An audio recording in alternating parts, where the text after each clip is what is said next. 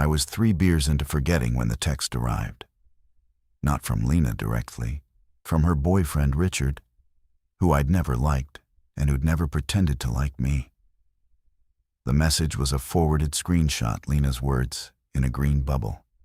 Timestamped 11:47 p.m. One word, "Come-o." Below it, Richard had typed, "She sent this 40 minutes ago. Won't pick up. You're closer than me." See-mo, not come, not help. Just fingers mashing a screen in the dark, autocorrect failing, because the motion was too panicked, too fast. I stared at that misspelling for 11 seconds. I counted them later when the moment replayed behind my eyelids every time I tried to sleep. My name is Dale Erickson. I'm 41 years old. I drive a diesel repair truck for a company that services agricultural equipment across Calhoun County, Iowa. I am not brave. I am not resourceful. I have a bad left knee from a ladder fall in 2019, and a worse temper from a childhood I've spent 2 decades in therapy learning not to talk about. What I am, what I was, that night, is a brother. And Lena was 62 miles inside a quarantine cordon that the National Guard had sealed 9 hours earlier. You need to understand the timeline, because the government made it clean and simple, and everyone accepted it. And that acceptance is what almost killed her. Thursday morning, the Iowa Department of Public Health issued a shelter advisory for Franklin and Butler counties. Words designed to sound calm. By Thursday afternoon, the advisory became a movement restriction order. By Thursday evening, the National Guard had established a perimeter along Highway 3 to the north and County Road D, 35 to the south. They used concrete barriers, Humvees, and polite soldiers with laminated FAQ sheets, explaining that the situation was contained and under assessment. Contained. The word did heavy lifting. It meant, we've drawn a line, and everything inside it is not your problem. Lena lived in Airedale. Population 312. She worked remote for a medical billing company and had moved there because the rent was nothing, and the silence was the kind she said her brain needed after 6 years in Des Moines. I'd helped her move the furniture in. I'd made fun of the town's single gas station. I'd told her it was a good decision because I wanted her to feel sure about it. That was 11 months ago. When the cordon went up, I called her 4 times. The first 2 she answered. Her voice was steady in a way that sounded rehearsed. "They're saying stay inside. I'm inside. I have food for a week. The neighbors are quiet." The third call she picked up, but said almost nothing. I heard a television in the background cycling the same emergency broadcast tone, and her breathing had changed. Shorter, higher in the chest. "I'm fine, Dale. Don't come here. They're not letting anyone through." The 4th call rang out. That was 6 hours before the screenshot. I was in my apartment in Eldora, 50 miles southwest of the perimeter, close enough to see the military helicopters if I drove to the edge of town and looked north.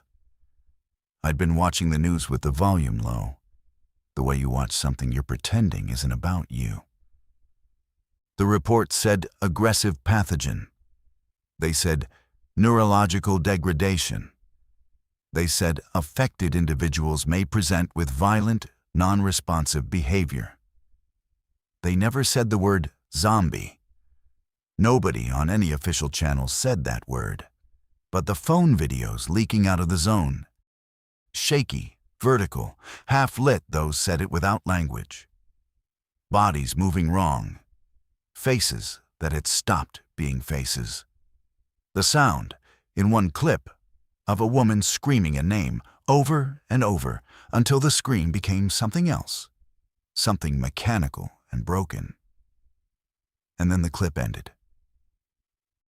I put my boots on. I hadn't decided anything yet. My hands decided.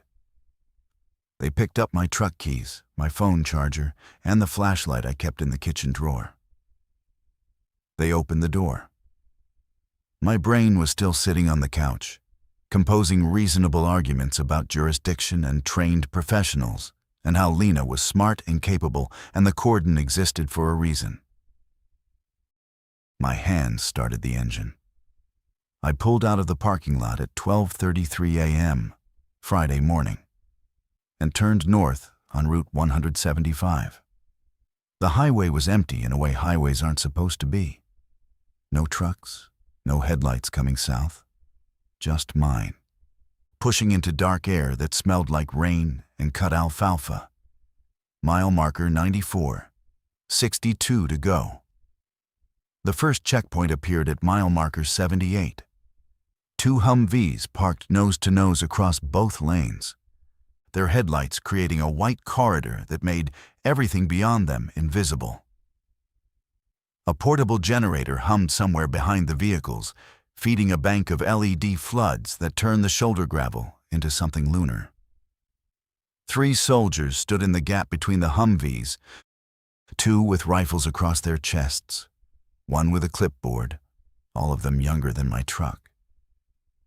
I slowed to a crawl, lowered my window, and killed my brights. The night air hit me with the smell of diesel exhaust and something antiseptic. They'd sprayed something on the road surface. A slick chemical sheen I could see reflecting the floodlights. The clipboard soldier approached.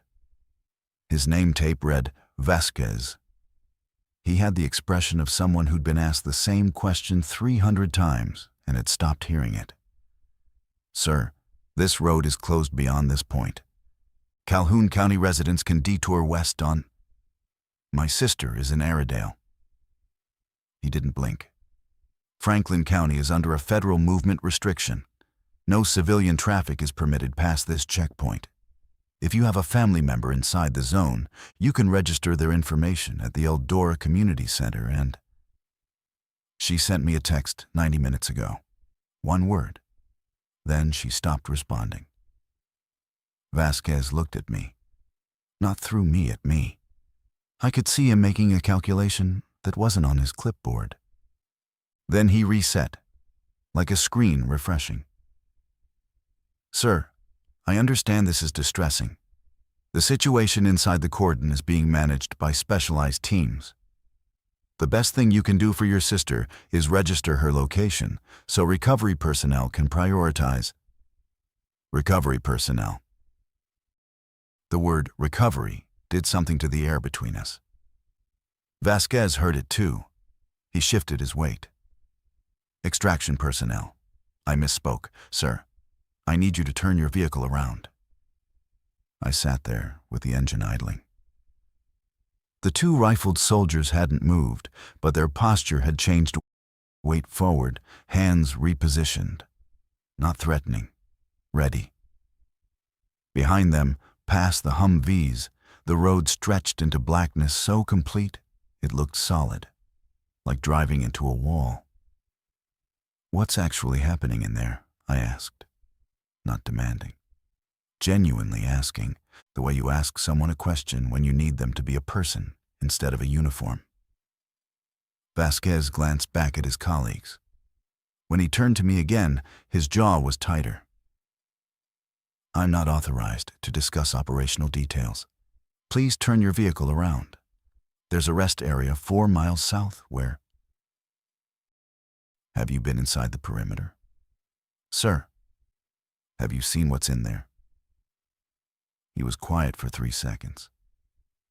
In those 3 seconds, his eyes told me everything his mouth couldn't. I'd spent 20 years reading the faces of farmers who didn't want to admit their equipment was failing. I knew what suppressed knowledge looked like.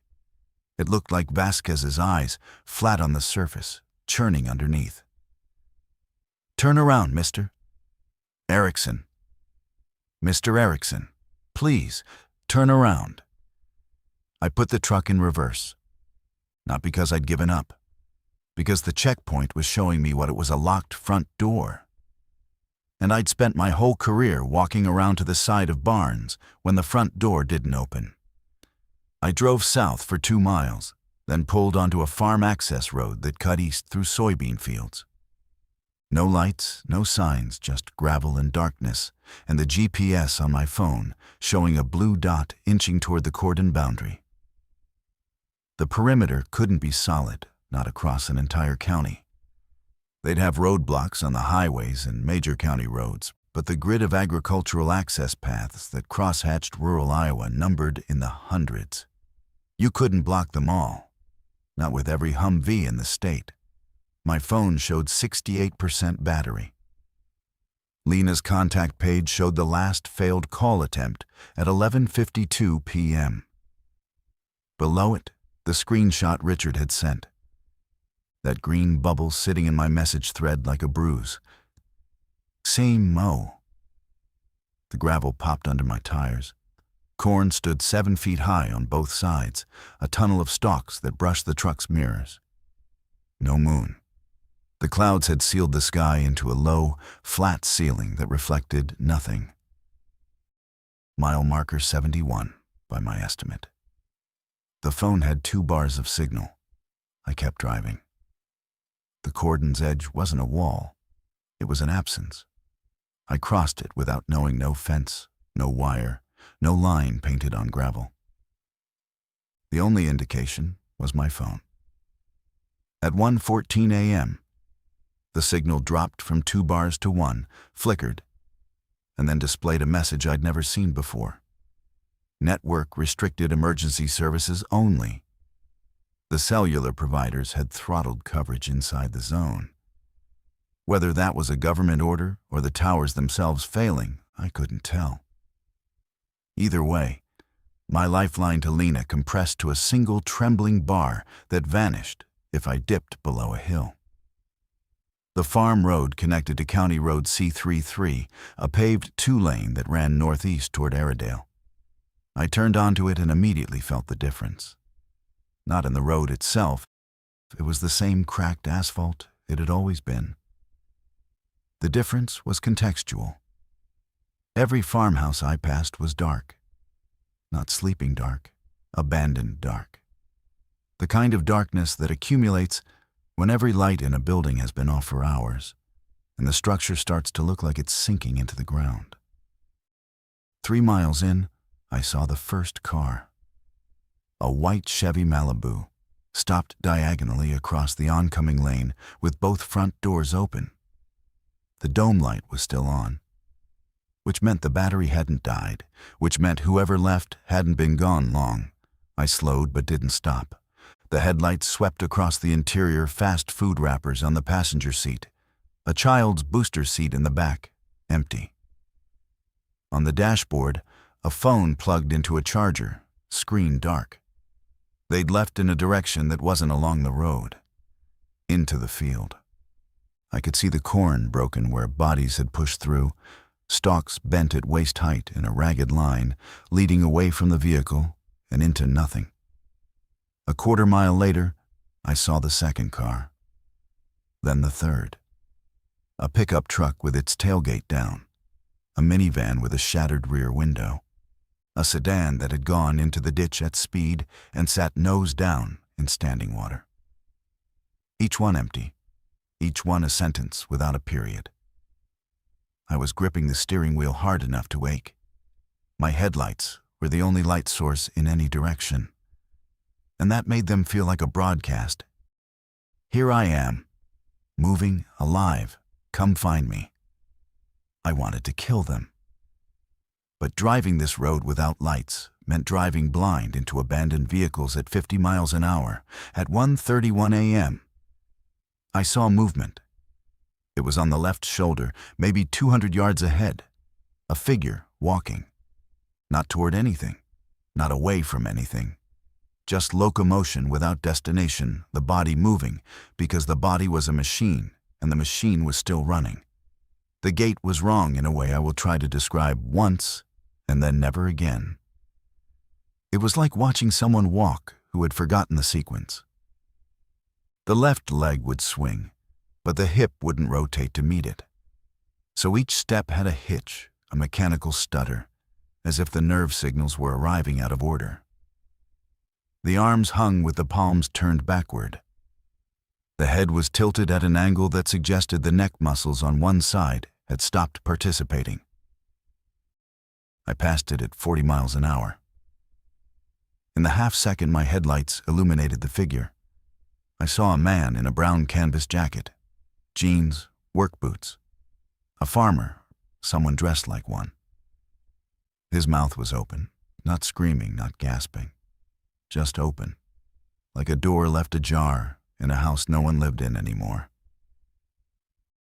He didn't turn toward my truck. He didn't react to the light or the engine noise. He just kept walking his broken walk into the darkness behind me. And I watched him shrink in the rearview mirror until the night absorbed him. My foot had pressed the accelerator without consulting me. I was doing 60 on a road strewn with abandoned cars in total darkness, and the speedometer was still climbing. I forced myself to ease off. Getting to Lena in a ditch helped no one. The phone on the passenger seat showed 1 bar. I picked it up, swiped to her contact, and pressed call. It rang. Once, twice, 5 times, 6. Voicemail. Her voice recorded in some brighter moment. "Hey, it's Lena, leave me one." I hung up and set the phone face down. Mile marker 58. 34 to go. The road ahead was empty and long and mine. The town of Dow's appeared at 1:48 a.m., or what was left of its night profile. A cluster of buildings along the highway, a grain elevator silhouetted against the cloud cover, a Casey's General Store with its parking lot lights still burning on a timer that nobody had overridden. The fluorescent glow felt violent after miles of darkness. I pulled in because the truck's fuel gauge was nudging a quarter tank, and because my hands needed 30 seconds of not steering. The gas pumps were dead. Card readers blank, nozzles hanging limp. I tried 3 of them, squeezing handles into nothing. Inside the store, through the glass doors, I could see shelves half-stripped, the bread aisle empty. The water section gutted. The chip bags untouched because no one grabs Doritos during an evacuation. The doors were locked. A handwritten sign in black marker on printer paper. Closed by order of Franklin County Emergency Management. I was reading the sign when a voice came from behind the building. "Pumps won't work. They killed the circuit remotely."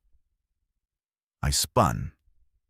A woman stepped from the shadow along the store's east wall, hands raised to chest height, palms out. She was mid-50s, heavy coat over a nightgown, rubber boots that went to her knees.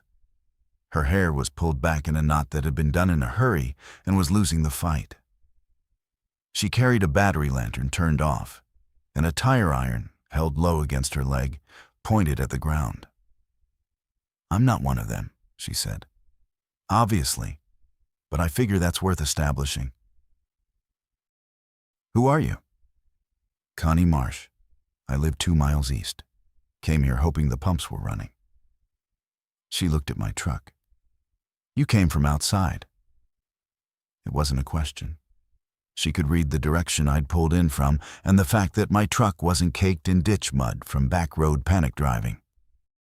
"My sister's in Airedale," I said. Connie Marsh processed this with a slow nod that contained multitudes. "Airedale's 20-some miles northeast. You take C33 to the junction and then—" "I know the way." "Then you know it goes through Alden. And Alden's where it got bad first." She said bad the way Vasquez's eyes had said it as a container for something she didn't want to unpack in the open air. "How bad?" "Wednesday night bad. Before the guard showed up, before the cordon. Alden's where the first cluster happened. Nursing home off the main road. 14 residents and 6 staff.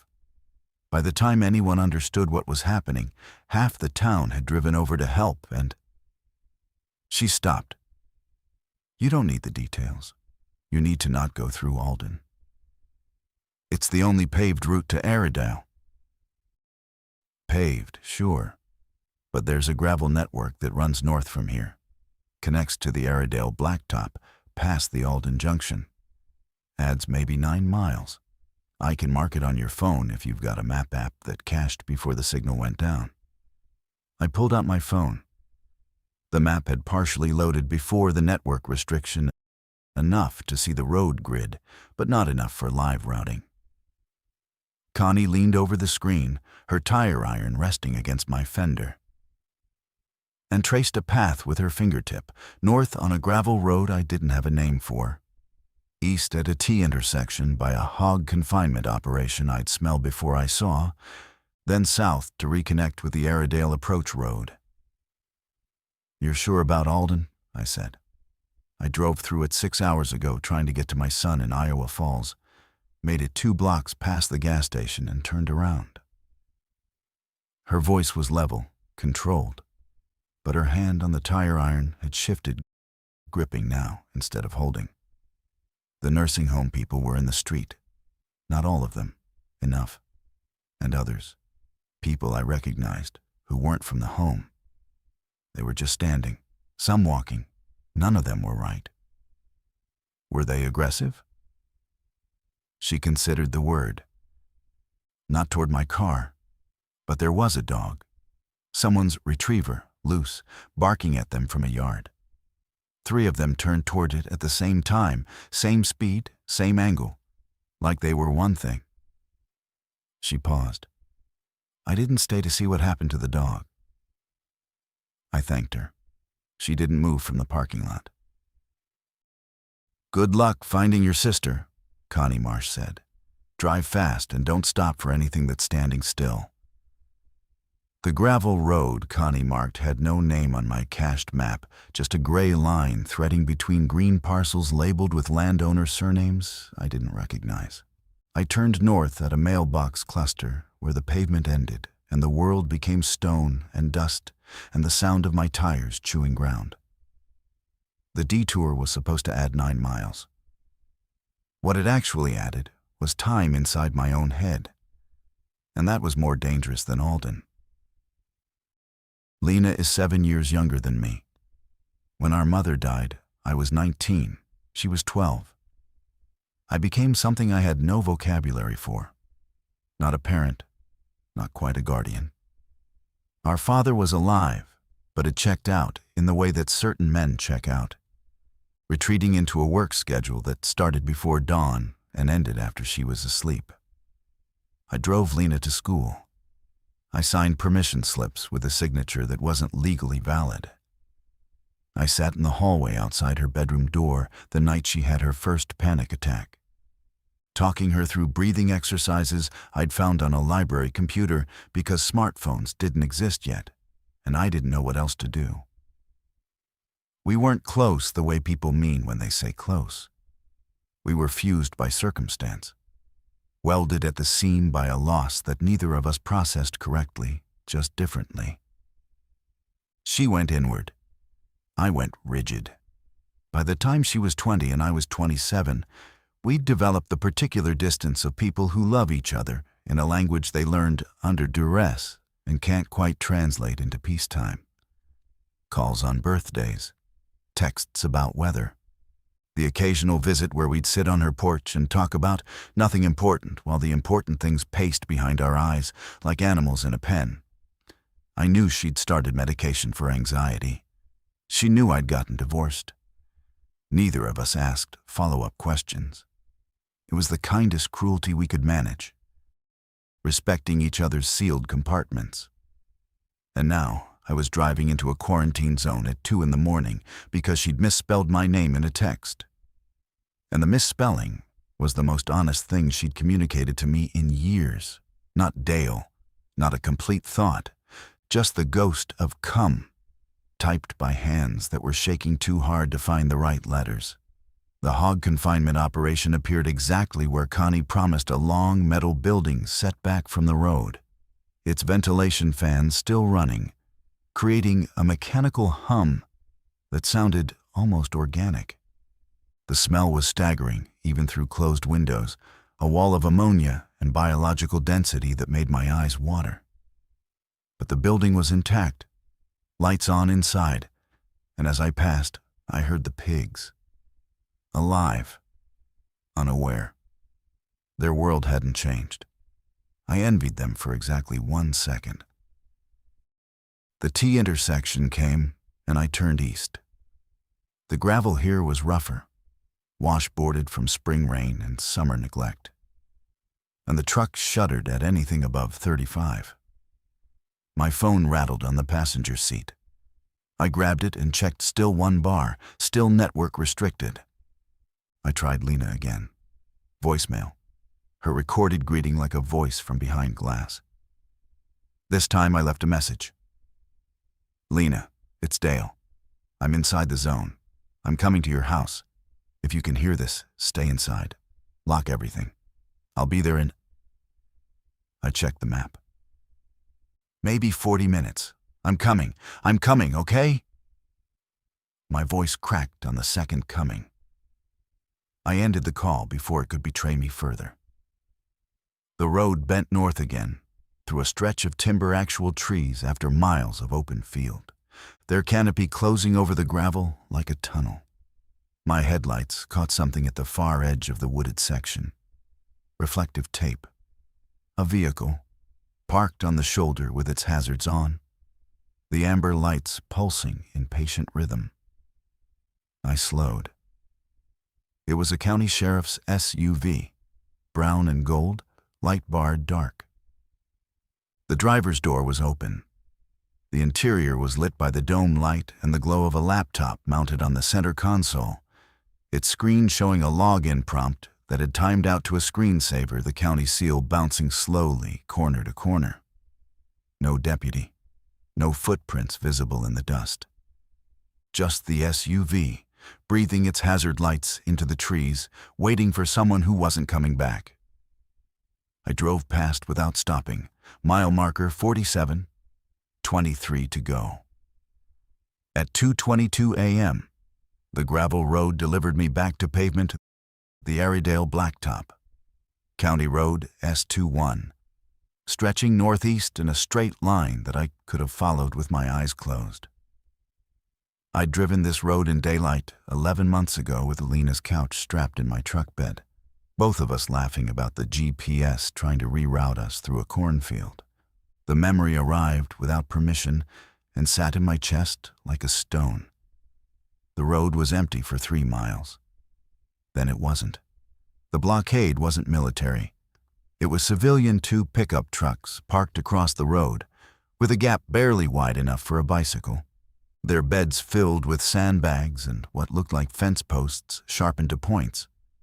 Behind the trucks, a farm gate had been dragged across the ditch on the left side, wired shut. On the right, someone had felled a small tree across the shoulder.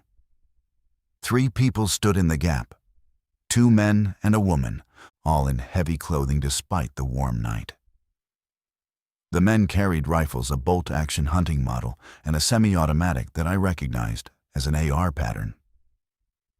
The woman held a spotlight that she aimed directly at my windshield, turning the world white. I stopped. There was nothing else to do. One of the men approached, the AR slung across his back now, hands visible. He was late 30s, thick build, beard trimmed close. He walked with the careful authority of someone who'd appointed himself to a position that didn't exist a week ago. "You're coming from the south," he said. Not a question. Same read Connie had made headlight direction, road surface logic. "I'm headed to Airedale. My sister's there." Airedale's 12 miles up. This road goes through our property line. We've closed it. You can't close a county road. County's not operating right now. We are. He said it without aggression, without apology, a statement of geography and power. "I'm Glenn Harker. This is my land on both sides of this road for the next 2 miles. My family, my neighbors. We're keeping this stretch clear." Clear of what? Of anyone moving through who might be carrying it, or bringing it, or running from it and pulling it behind them. The woman with the spotlight lowered the beam slightly. I could see her face now, younger than I expected, hard-set, exhausted. The second man hadn't moved from his position by the truck. His rifle was pointed at the ground, but his hand was on the grip. "I'm not infected," I said. "I'm not sick. I'm a diesel mechanic from Eldora. I just need to get to my sister." Glenn Harker studied me through the windshield. "Step out of the vehicle." I did. The night air was warm and thick and smelled like cut hay and the faintest trace of something chemical drifting from the north.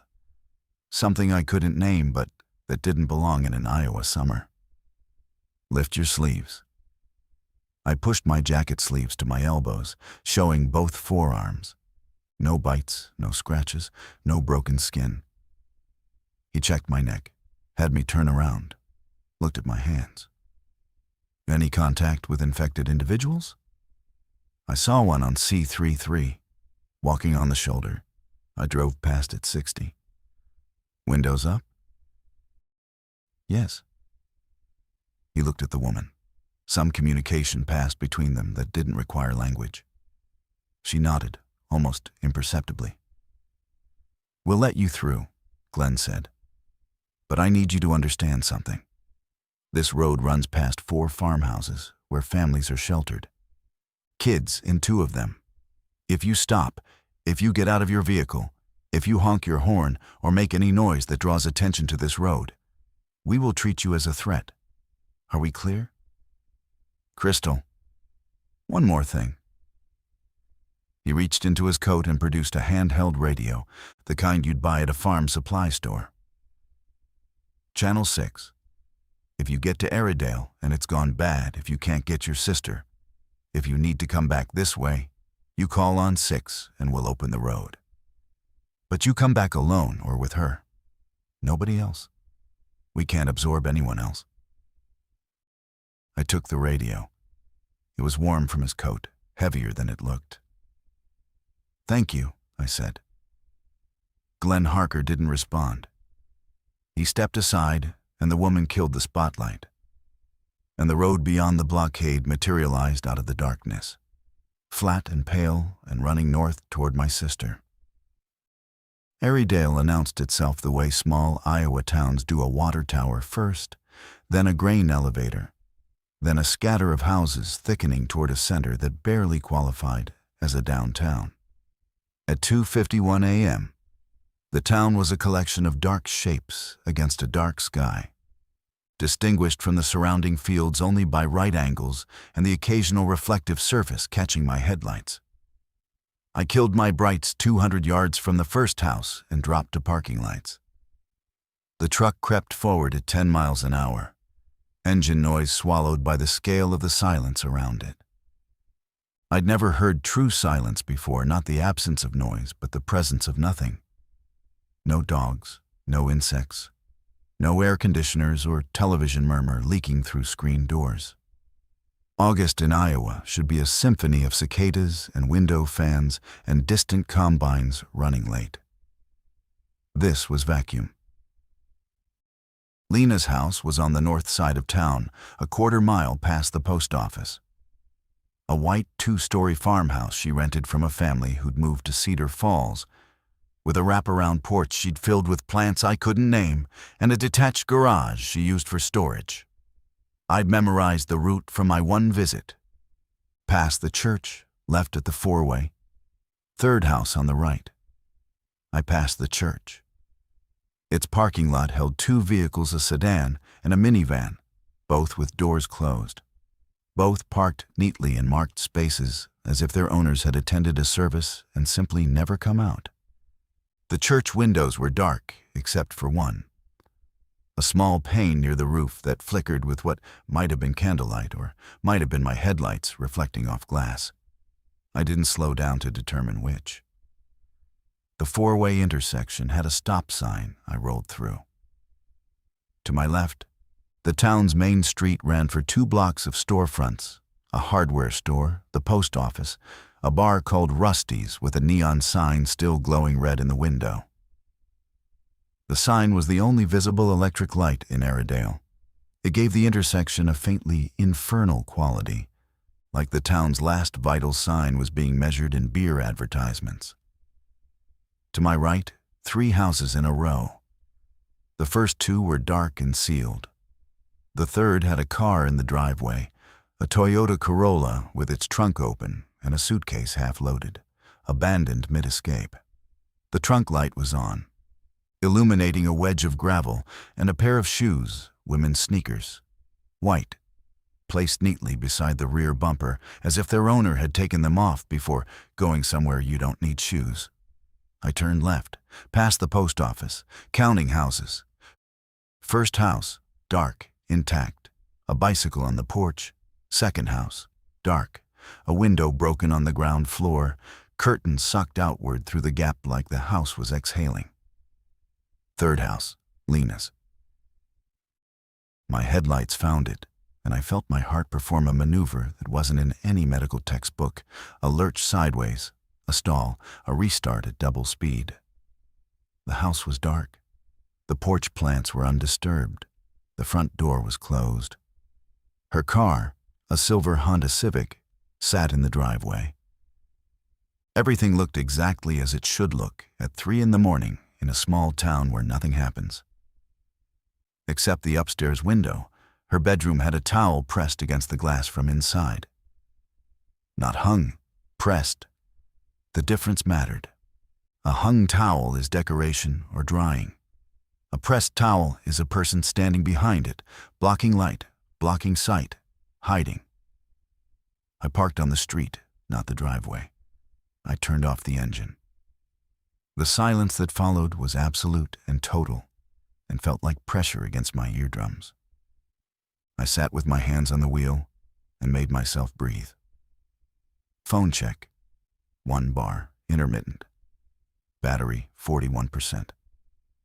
I tried calling her.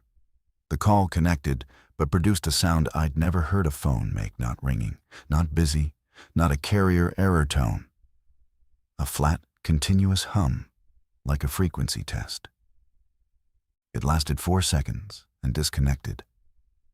I picked up Glenn's radio, checked the channel, 6. The LED glowed green, the battery indicator showed full. I put it in my jacket pocket. Then I opened the truck door and stepped into Airedale. The air smelled like lilac, and underneath it, faintly like copper. I walked up the driveway with the flashlight off. Every instinct said, light the path, check the corners, see what's coming. But Connie's words circled back. They'd turned toward the dog together. Same speed, same angle. Light was sound to them, maybe. Signal, beacon.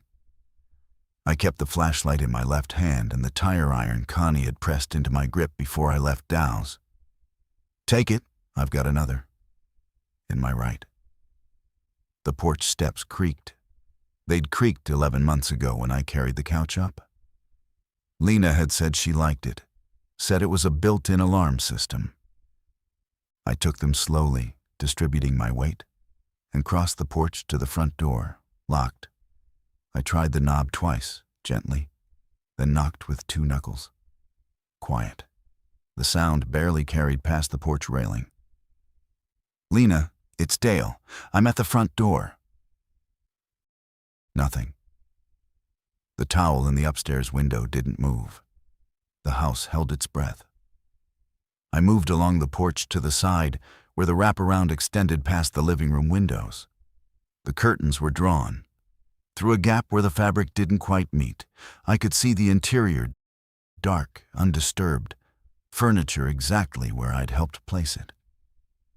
The television was off. The kitchen beyond the living room arch showed a single glass on the counter, half full of water. I reached the back of the house. The rear door, a screen door over a solid wood door, was closed, but the wood door behind the screen was ajar. Not open, ajar. 2 inches of darkness between the frame and the edge. My hand found the screen door handle and pulled. It opened without sound. I pushed the wood door and it swung inward on oiled hinges, revealing the kitchen in full. Linoleum floor, white cabinets, the glass of water on the counter catching ambient light from somewhere I couldn't identify. The room smelled like canned soup and bleach. "Lena, it's me. I'm coming in through the back." I stepped inside. The linoleum was cold through my boot soles, or maybe that was imagination supplanting sensation. The kitchen was clean, not recently cleaned, but maintained. The kind of order that comes from someone living alone and keeping their space as a form of control. I recognized it because I did the same thing. The hallway from the kitchen led to the living room. I moved through it, checking each doorway. Bathroom, empty. Coat closet, closed. Living room, vacant. The staircase to the second floor rose from the living room's far corner. Wooden steps, no carpet. I put my foot on the first step and heard the house adjust to my weight. A settling groan from old joists. "Lena, I'm coming upstairs." Third step, fifth, seventh. The upstairs hallway was short bathroom at one end, her bedroom at the other, a small room she used as an office between them. The office door was open. I glanced in. Desk, laptop closed, desk lamp off. A coffee mug with a spoon in it. Her bedroom door was closed. Light seeped from beneath it, thin, warm, battery-powered. A camping lantern or candle. I knocked. "Lena, open the door. It's Dale. I drove here. I'm here." Silence. Then, from behind the door, a sound that recalibrated every molecule in my body. A breath. Quick, sharp, caught between inhale and exhale. The sound of a person who has been holding themselves silent for hours and has just heard something that breaks the seal. "Dale?" Her voice was a whisper that barely made it through the wood. Cracked, dry, but hers. "Yeah, it's me. Open the door." A pause. Then the sound of furniture moving, something heavy being dragged away from the door. A dresser, maybe. The scrape of wood on wood took 8 seconds, each one a century. Then the lock turned, and the door opened 3 inches, and one eye appeared in the gap. Green-brown, red-rimmed, alive. The eye confirmed me. The door opened. Lena stood in a bedroom lit by a single battery lantern on the nightstand, wearing sweatpants and a flannel shirt buttoned wrong. Her face was a geography of what the last 24 hours had cost, hollowed, tight, tearless, in the way that comes after tears have been fully spent. She didn't hug me. She grabbed my wrist and pulled me inside and closed the door and started pushing the dresser back. I helped her. The dresser seated against the door with a sound like a period at the end of a sentence. Lena leaned against it, palms flat on the wood surface, breathing in a controlled rhythm that I recognized from 2 decades ago, the technique I'd talked her through outside her childhood bedroom. In for 4, hold for 4, out for 4. She'd kept it all this time.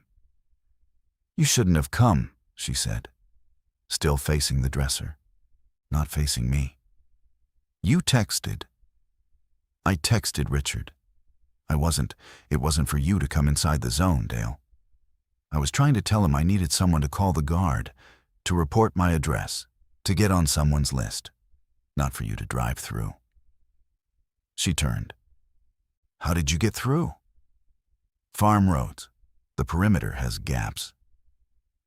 She stared at me with an expression I'd never received from her before. Not gratitude, not relief. Fury, braided with something that might have been terror, wound tight around a core of exhaustion. "You're here now," she said, and the fury drained out of the words, leaving them flat. "Okay, you're here. Tell me what happened." She sat on the edge of the bed. The lantern threw her shadow large and unsteady against the wall. She picked up a water bottle from the nightstand, drank, capped it with deliberate precision. "Yesterday morning, I was working, Normal day. Around noon, I heard siren sheriff's cars going through town, more than I'd ever seen here. 3, 4 in a row. Then an ambulance. I went to the window and saw them heading north, toward the Bricker place. Who are the Brickers? Farm family, mile north of town. Old couple, Bob and Irene. Their grandson lives with them. Tyler, maybe 17. I don't know them well. Nobody here knows anyone well. That's the design. She said, design, with a bitterness that had been composting since the day she moved here. And I filed it away for later. By 2 o'clock, the sheriff's cars came back through town going south, fast. No sirens this time. Then nothing for an hour. Then the emergency alert on my phone, shelter in place. Then the one about the cordon. Then the cell service started degrading. Did you see anyone? Any of the... Infected. They're calling them infected. She said it like she was correcting a vocabulary test. Yes, last night, after dark. She stopped. I waited. The lantern hummed its small battery hum. I was downstairs getting water. The kitchen window faces the Petersons' house. They're next door, or were. Jim and Deb Peterson, retired. They left Wednesday afternoon. I saw them packing their car. But last night, someone was in their yard, standing by the fence between our properties. I thought Jim had come back. I almost opened the window to call to him. But he was facing the wrong way, facing my house, standing at the fence with his hands at his sides. And his head was... She touched her own neck, tilting it to illustrate. Tilted, like he was listening. I stood there in the dark kitchen watching him through the window for maybe 10 minutes. He didn't move once. Not a shift, not a breath I could see. Just standing, oriented toward my house. Was it Jim Peterson? I don't know. It was dark. The shape was right, tall, thin, Jim's build. But I don't know. She looked at me. I went upstairs. I pushed the dresser. I turned off every light. I sat on this bed, and I didn't move for 6 hours. Then I sent the text. One word. I was trying to type "come get me" in my hands. She held them up. They were shaking now, a fine tremor visible in the lantern light. I sent what I sent, and then I heard something downstairs. A sound at the back door. Not knocking, pressing, like someone leaning against it. It lasted maybe 30 seconds. Then it stopped. I didn't go check. I didn't move. The back door, the one I'd found ajar. I didn't tell her that. Not yet. The ajar door meant something had tested it, leaned against it, possibly opened it. And then left. Or was still in the house when I'd walked through the dark kitchen and up the stairs and past the open office door. I kept my face neutral and my hand on the tire iron. We need to leave, I said. Now, while it's still dark, before whatever pattern they follow when daylight starts. Lena was already shaking her head. The roads are blocked. I tried to leave yesterday morning before the cordon was official. The highway north was backed up for a mile and people were turning around. By afternoon, the guard had the checkpoints up. I came in on farm roads. We go out the same way. I have the route on my phone. Your phone that has 1 bar and 40% battery? I memorized most of it. South to the gravel network. West past the hog operation. South to C33. Then the farm road to Route 175. I bypassed the checkpoint on the way in. We bypass it going out. She was quiet for a moment, calculating. I could see her doing it the same systematic processing that had made her excellent at medical billing and terrible at spontaneity. Inputs, variables, risk assessment. There's something else, she said. The Yang. Who? David and Helen Unung. They live 4 houses down. David's a pharmacist, was a pharmacist, the drugstore in Hampton. Helen teaches at the elementary school in Dow's. They have a daughter, May. She's 8. Lena. They came to my door yesterday afternoon, before the phones went down fully. David said they'd tried to drive out, and the road was blocked. Helen was holding May, and May was crying. And David asked if they could shelter here because their house only has 1 floor and no interior rooms, and where are they now? Basement. The word landed like a dropped glass. I looked at the floor as if I could see through it to the lower level. You have 3 people in your basement. I have a family in my basement. I gave them the camping gear sleeping bags, the lantern's twin, water. David has a medical kit from the pharmacy. They've been quiet. May stopped crying around 9. I stood up and walked to the window, moved the towel an inch. The street below was empty, my truck at the curb, the neighboring houses dark, the fence where the figure had stood visible as a pale line dividing yards. Nobody there now. Lena, I have a truck that seats 3. That's you and me and 1 other person. The bed is open, someone could ride in the back. But on gravel roads at night, at speed, that's a risk. And the man who let me through the road blockade said I come back alone or with you. Nobody else. Glenn Harker. You know him. Everyone inside the zone knows about the Harker blockade. His wife posted in the county Facebook group before the internet dropped. They're not letting anyone through who isn't from their immediate area. He gave me a radio. Said to call if I needed the road opened. For you and me, not for the NGs. The moral architecture of the situation assembled itself in the dim room with the precision of a blueprint. I could see every wall, every door, every load-bearing element. Take Lena, leave now, drive the route. Call Glenn on Channel 6. Pass through the blockade with my sister in the passenger seat and reach the perimeter gap before dawn. Clean, simple, survivable. Or take the NGS of 4 adults and a child in a 3-seat truck on unmarked gravel roads through a quarantine zone, approaching a blockade manned by armed farmers who'd explicitly limited passage. Risk Glenn's refusal, risk getting turned back, risk being stuck outside the blockade at dawn with an 8-year-old in the truck bed. I know what you're thinking, Lena said from the bed. I can hear you thinking it. You're calculating capacity and risk and route time, and you're going to tell me we can't take them, and then you're going to look at me, and I'm going to look at you, and we're both going to know what we chose. She was right. She knew me the way only a sibling formed in crisis can, not the surface version, not the social version, but the mechanical drawings underneath. Let me talk to David, I said.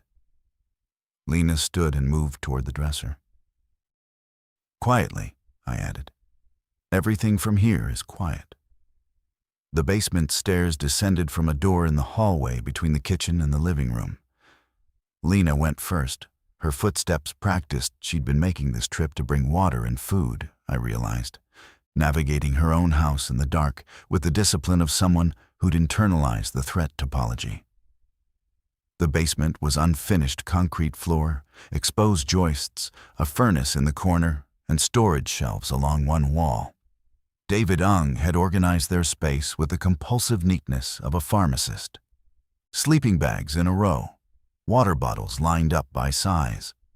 The medical kit open on a folding table with its contents arranged by category. Helen sat against the wall with May asleep across her lap, the child's face slack and trusting in a way that made my stomach tighten. David stood when he saw me. He was slim, mid-30s, wearing glasses that caught the lantern light and hid his eyes until he tilted his head. When the eyes appeared, they were sharp and red-veined and operating at full analytical capacity despite what must have been minimal sleep. "You're Lena's brother, the mechanic." Dale. She said you might come. He extended a hand. I shook it. His grip was steady, but his palm was damp. What's the situation outside? I gave it to him straight. The route, the distance, the Harker blockade, the truck's capacity, Glenn's conditions. I laid out the math because David struck me as a man who processed math faster than emotion. And I needed him processing. He listened without interrupting. When I finished, he adjusted his glasses, a gesture I would come to recognize as his reset mechanism, the physical act that preceded a recalculation. The truck bed, he said. Helen and May could ride inside the cab with you and Lena. I'll take the bed. Gravel roads, no tailgate visibility. If I brake hard, I'll brace. Tie a rope to the cab hooks. I've ridden in truck beds on worse roads. It's not the road. It's what's on the road. The abandoned vehicles, the possibility of encountering. I know what's out there. He said it without volume, but with a density that stopped my sentence. We drove through it yesterday morning. We saw people we'd served at the pharmacy standing in a parking lot in Hampton, like mannequins that had been placed wrong. May saw it. She asked why the people were sleeping standing up. Helen told her they were practicing a game. He looked at his daughter, asleep on his wife's lap. And his analytical armor showed its first crack, a tremor in the jaw muscle, quickly controlled. What about the blockade? I asked. You call on the radio. You tell them the situation. You tell them there's a child. These are people protecting their own children, David. A stranger's kid doesn't override their perimeter. Then we don't go through the blockade. We find the perimeter gap you used and go around. That adds miles on roads I don't know, in the dark, with the fuel gauge situation I'm in. Helen spoke for the first time. She hadn't moved, hadn't shifted May, but her voice came from the wall like it was part of the foundation. We're not staying here. 3 words. No negotiation embedded. No plea, no argument. A declaration of physics, an object in motion. A direction determined. Momentum established. If we stay, Helen continued, and the power goes, and the water pressure drops, and whatever is in this town consolidates, we die in a basement with our daughter. If we go with you, and it fails on the road, at least we fail in motion. At least we try to reach the line. I looked at Lena. She was standing on the bottom stair, arms crossed, watching me the way she'd watched me 20 years ago when I'd told her I couldn't afford to take her to the county fair, and she'd said nothing and waited, and I'd found the money somehow. The look that wasn't a request. The look that was a mirror, showing you the person you were going to be before you'd agreed to become them. Okay, I said. Everyone gets their things. We leave in 10 minutes. Nothing we can't carry at a run. David, help me check the back door. David reached for the medical kit. May slept on. David and I stood at the back door. I showed him the gap, the 2 inches of space between door and frame that I'd found when I arrived. He crouched and examined the strike plate. The wood around it was splintered, not broken, stressed by pressure from outside. The latch partially forced, but not overcome. Something had pushed. The door had held barely, but the latch hadn't fully re-engaged when the pressure released. This happened while Lena was upstairs, I said quietly. David ran his finger along the splintered wood. The force was sustained, not impact. Leaning, not hitting.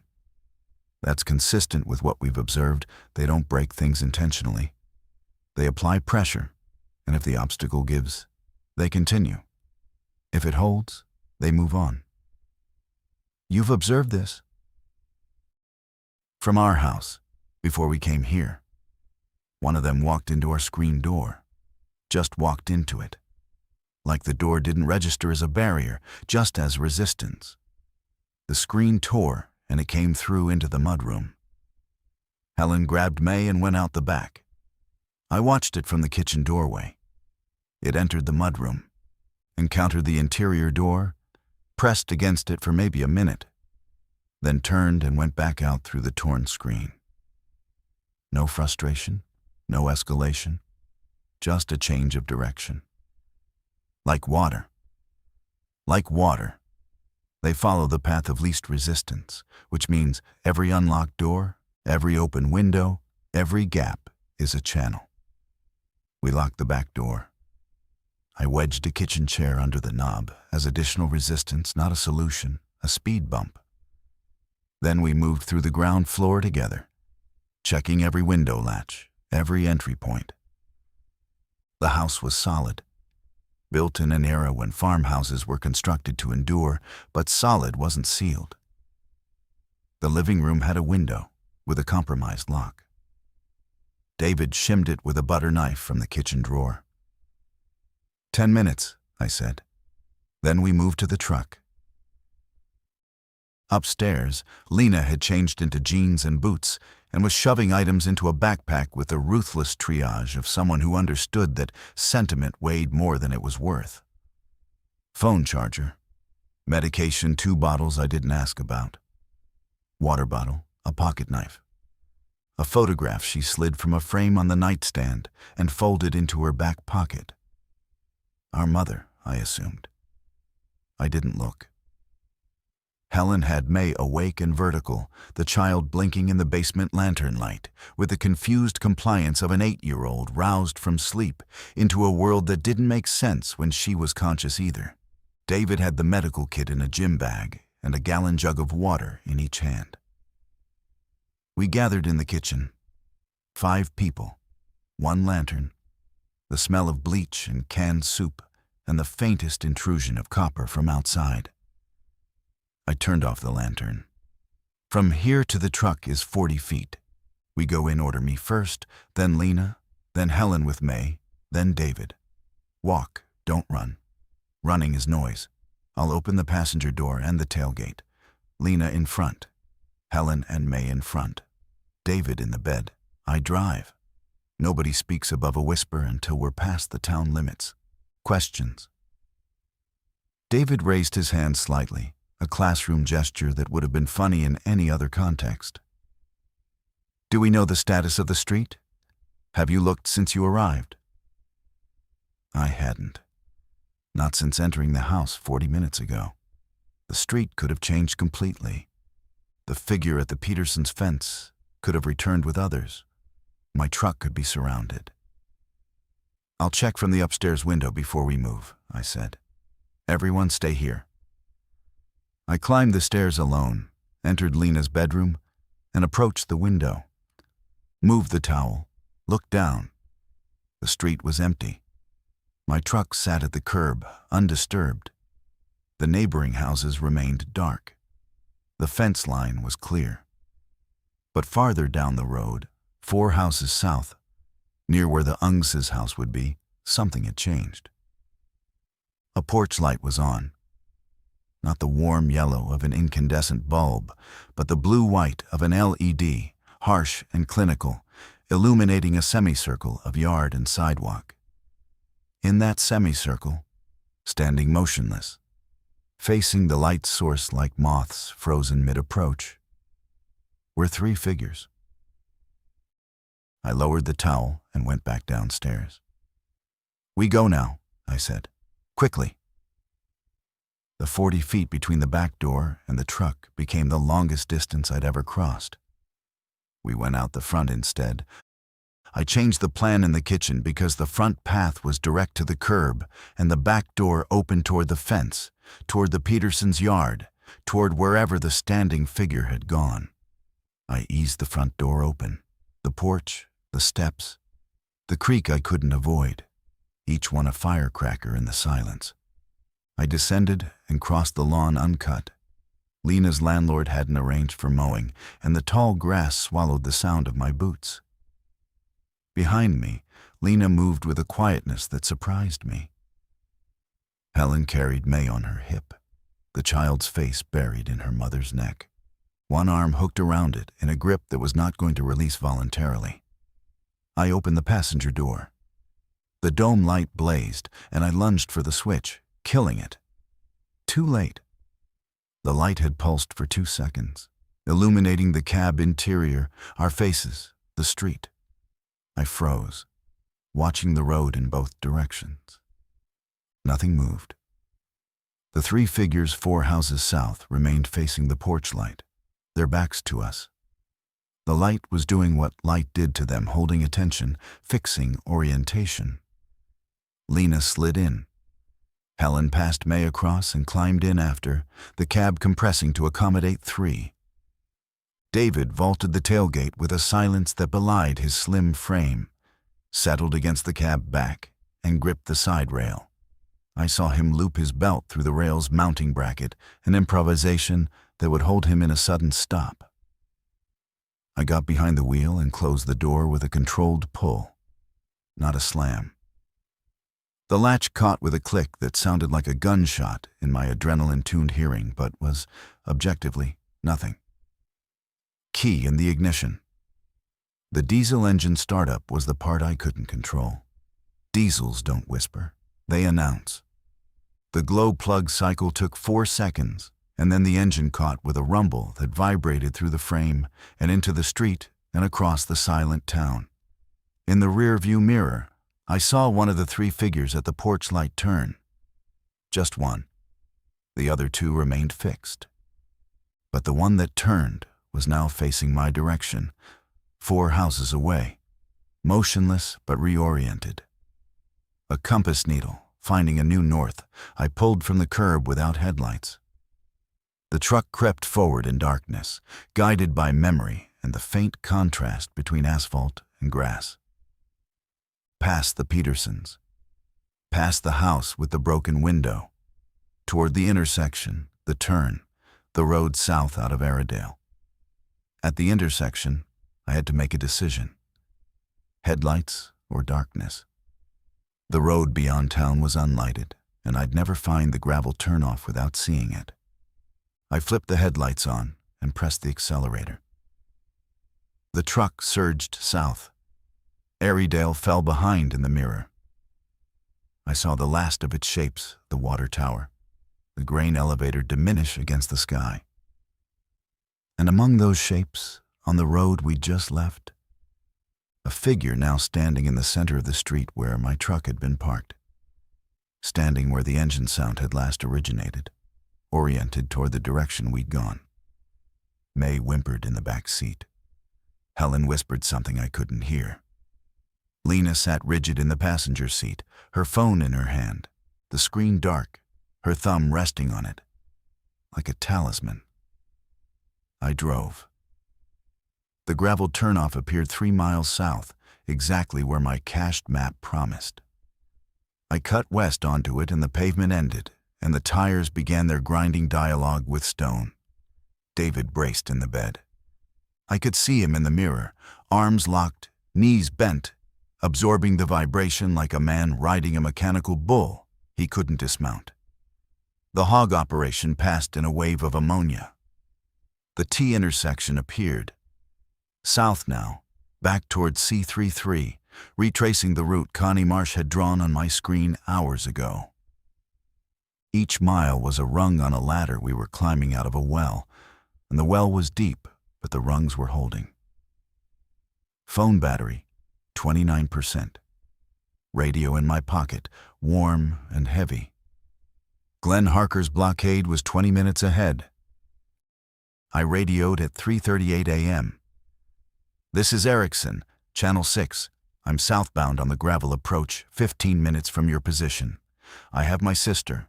I also have 3 others, a family, 2 adults and a child, 8 years old." Static. Long enough for my grip on the steering wheel to leave marks. Then Glenn's voice, thick with sleep and instantly alert.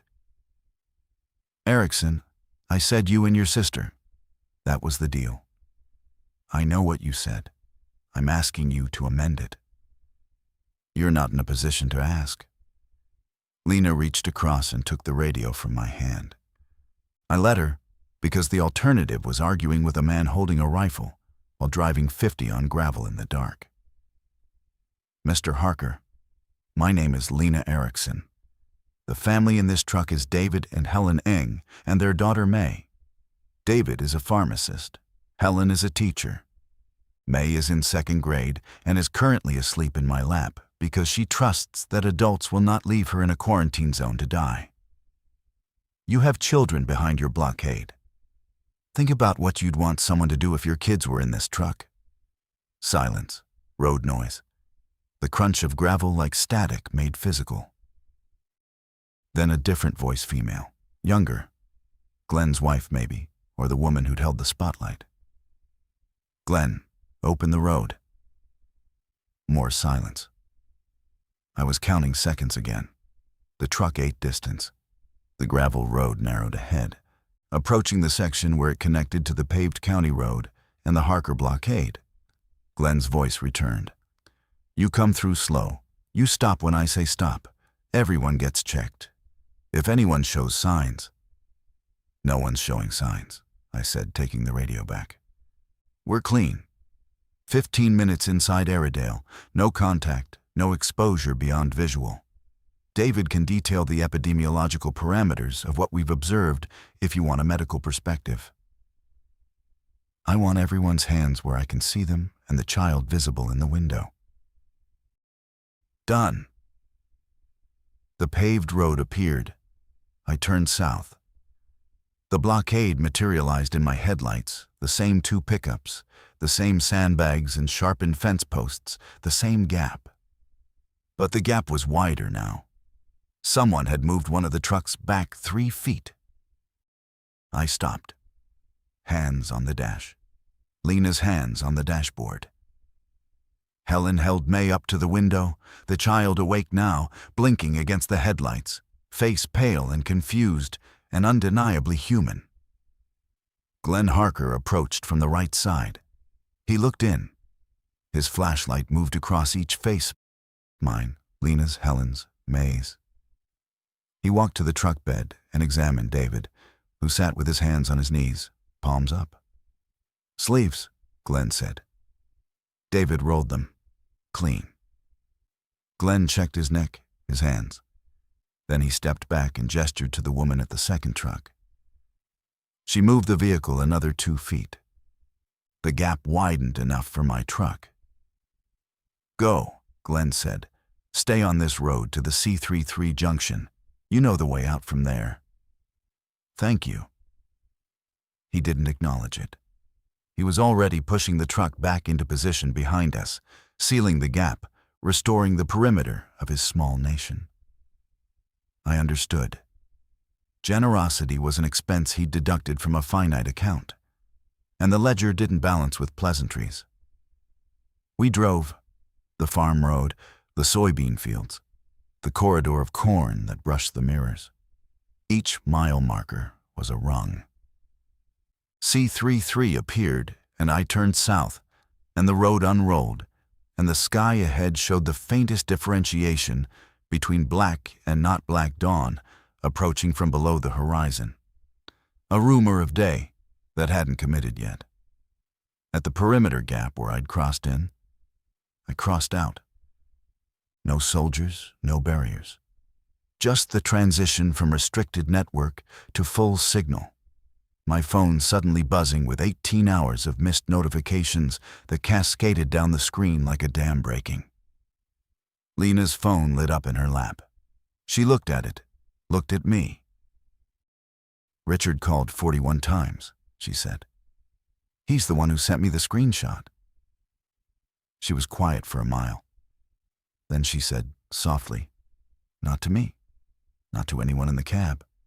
Maybe to the version of herself who'd sat alone in the dark for 6 hours. Someone came. I don't tell this story the way people want to hear it.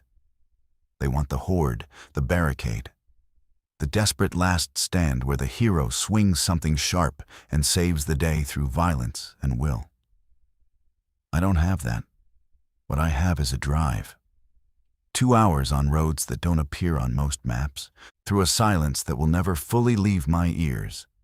past things standing in the dark that used to be people and might still be. In whatever broken way they exist now. I dropped the NGs at the evacuation center in Eldora. David shook my hand in the parking lot and said nothing, which was exactly right. Helen carried May inside without looking back. And that was right too. Looking back is a luxury for people who aren't calculating their next safe step. Lena stayed with me. She slept on my apartment couch for 3 days. We didn't talk about the zone. We didn't talk about the 20 years of careful distance or the ways we'd failed each other through politeness. We talked about food, what to heat up, whether the eggs were still good, small negotiations of domestic survival that were, I understood later, the language we'd been trying to learn since our mother died. On the 4th day, she said, "I'm going to stay in Eldora for a while." And I said, "Okay." And that was enough. Not healed, not resolved.